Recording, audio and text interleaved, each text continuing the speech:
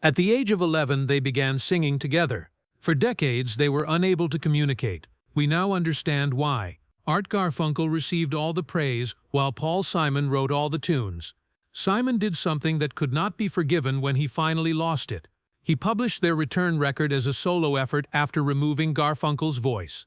However, that wasn't the actual tipping point. Something far more intimate was involved. When Paul Simon first saw Art Garfunkel performing in a fourth-grade talent competition at Queens Public School 164 in 1953, he was just 11 years old. A couple of years later, during a sixth-grade production of Alice in Wonderland, they truly came to know one another. They lived in a predominantly Jewish neighborhood, just a few blocks apart. The White Rabbit was Paul. The Cheshire Cat was Art. Art recalled that he thought Paul was intelligent, humorous, and most likely the most fascinating child in the group. They grew connected fast because of their shared love of music. They would listen to the new rock and roll sounds on the radio for hours on end. Soon after, they got up with a few pals to establish a little street corner singing group that they called the Peptones. To figure out how their voices could blend together, they practiced harmonies. Before long, they were performing together at school functions, establishing the relationship that would eventually lead to their fame. When they decided to record the song Hey Schoolgirl in 1957, they were both only 15 years old. They managed to cobble together $25 and traveled to Manhattan's Sanders recording studio. They were lucky. Sid Prozin, a music promoter, happened to hear them and was taken aback. He persuaded their parents to allow him to sign the lads to Big Records, his independent label. They adopted the catchy identity Tom and Jerry, which was inspired by the cartoon, and were overjoyed when a famous DJ played their song on the radio. Hey Schoolgirl made it onto the Billboard charts and sold over 100,000 copies. They were even featured on American Bandstand, which at the time was a huge accomplishment. However, that initial spark did not immediately blossom into long-term prosperity. The enthusiasm began to wane as their subsequent tracks failed to catch on. It was a taste of what might be, though. The complex connection between Simon and Garfunkel did not begin until they became famous. Years ago, it started with a traumatic incident in 1958 that neither of them would ever forget. Both made the decision to attend college after graduating from Forest Hills High School in case their aspirations to pursue music didn't pan out. Art Garfunkel began his studies in architecture at Columbia University before deciding to pursue art history, while Paul Simon attended Queens College to study English. They were still contracted to major labels at the time, with Simon going by Jerry Landis, Garfunkel going by Tom Graff, and Tom and Jerry. Simon then did something that would cause their friendship to fall apart. He recorded and released a solo song under the fictitious name True Taylor without telling Garfunkel. True or False was released covertly. Garfunkel felt deceived when he learned. Over the years, that feeling of betrayal would reappear numerous times. Even decades later, Simon admitted the memory still hurt, especially when he recalled Garfunkel once saying, "No matter what happens, I'll always be taller than you." Years passed, and the folk music scene in early 1960s, America gave them a reason to reconnect. It was a time when polished pop was being replaced by more raw, emotional folk songs. In 1963, 5 years after their split, they quietly started performing again. But they didn't use their real names. Instead, they called themselves Kane and Gar, and played small venues in Greenwich Village, like Gouda's Folk City. Everything changed when Tom Wilson, a well-known African-American jazz musician and producer, saw them perform. Wilson, who was also helping Bob Dylan move from folk to rock, saw something special in them. He got them a studio audition. There they played The Sound of Silence, a haunting song Simon had written in his bathroom, with the lights off and the water running to get just the right sound. They signed with Columbia Records under their real names and began again. It was perfect timing. Folk music was becoming more poetic and political, just as Simon's songwriting was growing deeper. But their first official album didn't go well. Wednesday Morning 3 a.m. was released in October 1964 and barely sold. Only 3,000 copies were bought. The label had misread the moment, calling it exciting new sounds in the folk tradition, just as the Beatles and other British bands were taking over with electric guitars and rock rhythms. Most of the songs weren't even Simon originals, and the album felt old-fashioned overnight. Crushed by the failure, Simon moved to England to figure things out as a solo artist. Garfunkel went back to Columbia University to study math. It seemed like the end. Simon even recorded a solo album in London. Both of them moved on, or so they thought. Then something strange happened. In the spring of 1965, college radio stations in Boston and Florida started playing the original version of The Sound of Silence. Tom Wilson noticed. Without asking the duo, he decided to remix the song. Using studio musicians, he added electric guitars, bass and drums to the original recording. But the track wasn't smooth. Because the original had tempo issues, the session players struggled to keep time. The engineer, Roy Haley, had to use echo effects to hide the uneven rhythm. In September, while Simon was performing in Denmark, he learned the remixed song was climbing the US charts. When he finally heard it, he was horrified. He thought it sounded messy and awkward, but the public disagreed. The song reached #1 on January 1, 1966, after 14 weeks on the Billboard Top 100. Suddenly, Simon and Garfunkel were famous. And just like that, they were forced back together to record a new album, Sounds of Silence, riding the wave of an unexpected hit. In October 1966, Simon and Garfunkel released their third album, Parsley, Sage, Rosemary, and Thyme. It was a big turning point for them. The album stayed on the Billboard charts for nearly 3 years and sold over 3 million copies. For the first time, they used an 8-track recording system which let them layer their vocals cleanly without sound from Paul Simon's guitar getting in the way. The result was a much more polished sound, but there were some behind-the-scenes issues too. The song Scarborough Fair came from an Old English folk tradition that Simon had learned from a musician named Martin Carthy. Even though it was a centuries-old song, it was only credited to Simon and Garfunkel. Another song, Cloudy, was co-written with Bruce Woodley of the Seekers. He got paid, but didn't get a credit on the album.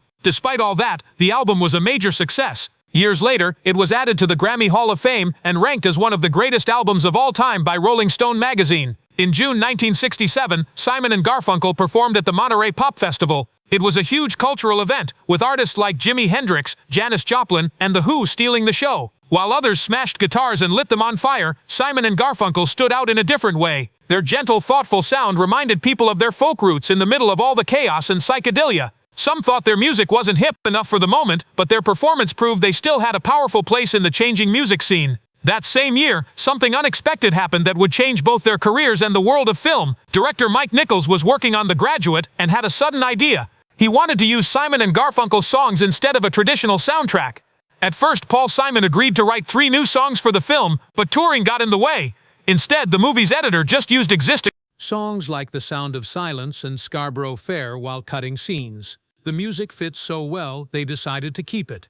The movie and the music lifted each other up. The soundtrack became a massive hit, even competing with the Beatles on the charts. Mrs. Robinson, the one new song Simon wrote for the film, went on to win Record of the Year. Their music helped give the movie its emotional core, and in return the film gave Simon and Garfunkel a wider, older audience. This approach to using popular music in movies would inspire many filmmakers in the years to come. But behind all the success, cracks were starting to show. The duo's working relationship was becoming uneven. Paul Simon was writing all the songs and making most of the creative decisions while Art Garfunkel mainly focused on singing. Simon later admitted that he felt the imbalance. During recording sessions, Garfunkel would often sit in the control room and give feedback, but Simon was doing most of the heavy lifting. This led to feelings of resentment. Simon once admitted he felt jealous when crowds cheered loudly for Garfunkel's vocals on songs like Bridge Over Troubled Water. He thought to himself, "I wrote that song, yet it was Garfunkel who got the applause." That frustration went back to their childhood. Simon remembered his mother telling him, "You have a good voice, Paul, but Arthur has a fine voice." It stung. As time went on, the tension grew. Garfunkel didn't write any of the music, but felt like he was being overshadowed. Simon, meanwhile, felt boxed in creatively. In January 1969, Simon and Garfunkel were getting ready to make what would become their final album. Around the same time, Art Garfunkel made a choice that changed everything. Both he and Paul Simon had been cast in the movie Catch-22, directed by Mike Nichols. But unexpectedly, Simon's role was cut from the script. Filming started on January 13th in Guaymas, Mexico, with only Garfunkel in the cast. That left Simon behind in New York, alone and hurt. Director Charles Groton later called this the moment their partnership began to fall apart. "You don't take Simon and Garfunkel and drop one of their roles," he said. "You just don't do that." For Simon, it wasn't just about the film. It was about feeling left behind by someone he had been best friends with for years. When they finally talked, Garfunkel explained his plan. He would do movies for 6 months, then come back and record albums. But Simon wasn't okay with that. As he recalled in the documentary In Restless Dreams, he told Garfunkel, "No, that's not gonna happen. I'm not gonna do that." Simon was already doing the heavy lifting in their music. He wrote all the songs, led the recording sessions, and shaped their sound. Garfunkel mostly sang and gave feedback from the control room. To Simon, it felt like the partnership wasn't equal anymore. And this film only made things worse. Garfunkel's 6-week film shoot turned into a months-long production. While he was stuck in Mexico, Simon tried to move forward with the album Bridge Over Troubled Water. But the long-distance collaboration didn't work. Simon would send songs. Garfunkel would send back notes. It wasn't the same. Everything felt off. The delay pushed Simon to finish parts of the album without Garfunkel. On some tracks, Garfunkel barely appears. On others, not at all. One of the songs, The Only Living Boy in New York, became a kind of goodbye letter. Simon wrote it about Garfunkel using their old stage names as a reference. Tom, get your plane right on time. I know your part will go fine. Fly down to Mexico. That song captured how alone Simon felt and how far apart the two had grown, not just physically, but emotionally too. When Simon and Garfunkel performed their famous song Bridge Over Troubled Water live, something happened that always bothered Paul Simon. Every time the crowd heard Art Garfunkel sing the soaring emotional part of the song, they jumped to their feet and cheered wildly. The applause was loud and full of admiration, but it was all for Garfunkel. And every time Simon had the same bitter thought, I wrote that song. In the 2024 documentary In Restless Dreams, Simon speaks honestly about how painful those moments were. He had given the lead vocal to Garfunkel on purpose because he believed Garfunkel's clear, choir-like voice was perfect for it. Still, it hurt. People celebrated the voice they heard, not the person who created the music and lyrics. Over time, those performances became a constant reminder that he was the writer in the background while Garfunkel got the spotlight. This frustration wasn't new for Simon. It had roots in his childhood. He remembers something his mother once said that stuck with him for life. She told him, "You have a good voice, Paul, but Arthur has a fine voice." To him, that simple sentence became a deep wound. It made him feel like he was always second best. Every time critics or fans praised Garfunkel's voice, that old comment came back. And as Simon watched their fame grow in the late 1960s when he was writing all their songs, he also watched Garfunkel receive more praise than he did. That imbalance became too much to bear. But Garfunkel had his own struggles. In an interview, he admitted that Paul Simon was in the way for a large part of his life. Garfunkel had wanted to write songs too, but felt overshadowed. He said he never even tried to add his songs during their years as a duo because he didn't think they could measure up to Simon's. For decades, he stayed silent about it, only starting to write and release his own material decades later.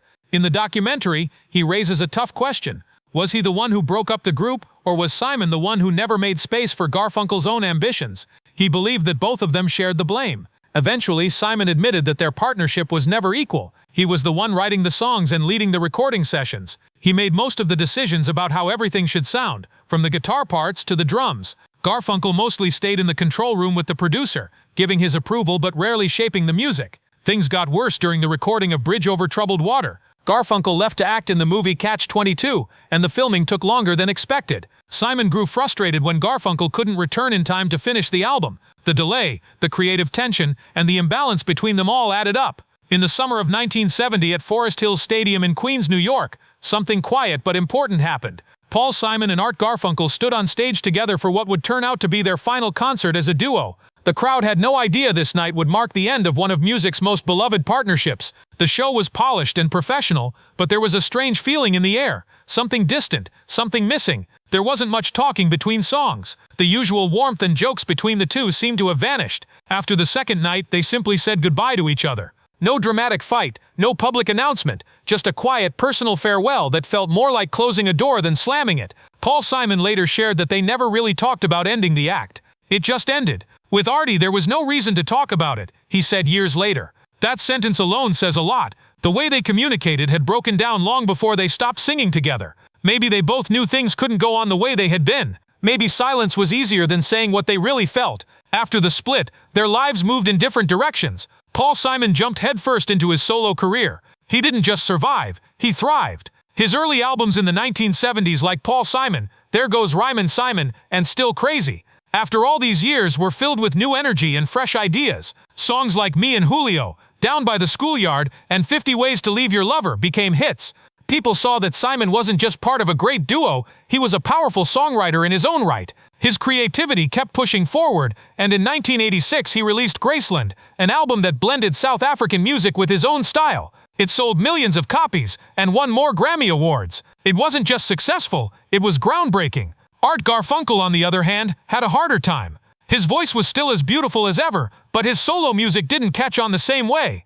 He released several albums during the 1970s, but none of them reached the heights of what he and Simon had created together. His music career became quieter, more scattered, and while fans still loved his voice, he struggled to find the same magic on his own. He wasn't done creating, but the spotlight moved on. Oddly enough, Garfunkel's acting career worked out better than expected. He got praise for his performances in both Catch-22 and Carnal Knowledge. Critics called him a natural actor with a strong presence. People were surprised. Even Simon, years later, admitted feeling bitter about the attention Garfunkel got. In one biography, he's quoted talking about how everyone said Artie had so much talent, so much feeling, and yes, even pointed out how handsome he was. You could hear the frustration in Simon's words.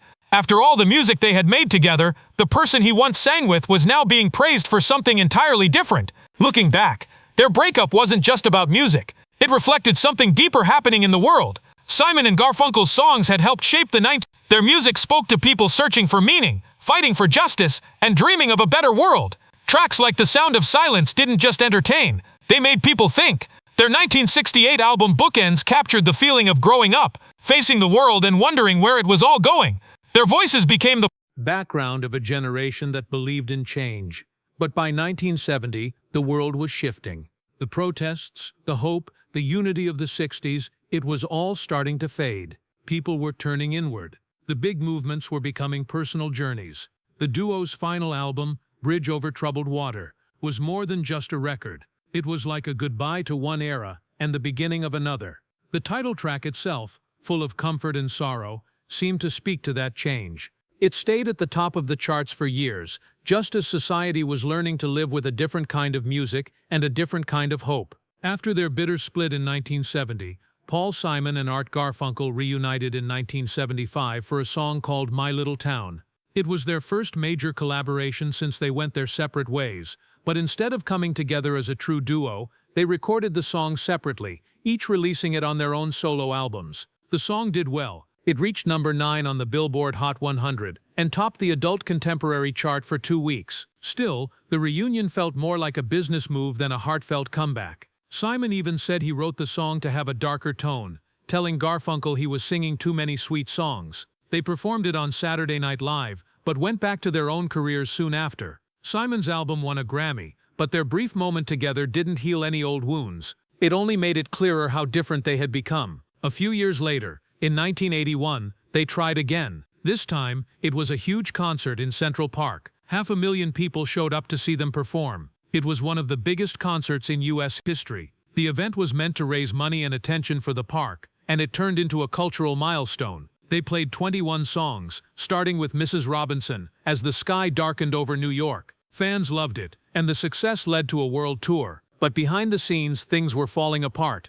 Garfunkel later said it was thrilling to be in front of such a huge crowd, but Simon admitted that during most of the tour, they didn't speak to each other. Even with all the cheers and applause, their personal problems were still right there between them. Then came one of the most painful chapters in 19... After their Central Park success, they started working on a new album together called Think Too Much, but the old tensions came back. Garfunkel carefully recorded his vocal parts, but Simon grew impatient with how long it was taking. Then, out of nowhere, he called Garfunkel and told him he was removing his vocals from the album. Garfunkel later said he couldn't understand why Simon would do such a thing. An engineer confirmed that every trace of Garfunkel's voice was wiped from the master tapes. When the album was released that November, it came out as a Paul Simon solo project called Hearts and Bones. Garfunkel's voice survived only on bootlegs shared among die-hard fans, including a haunting solo on Song About the Moon. The betrayal cut deep, and it added another crack to a relationship already full of them. By 1993, things had gone from bad to worse.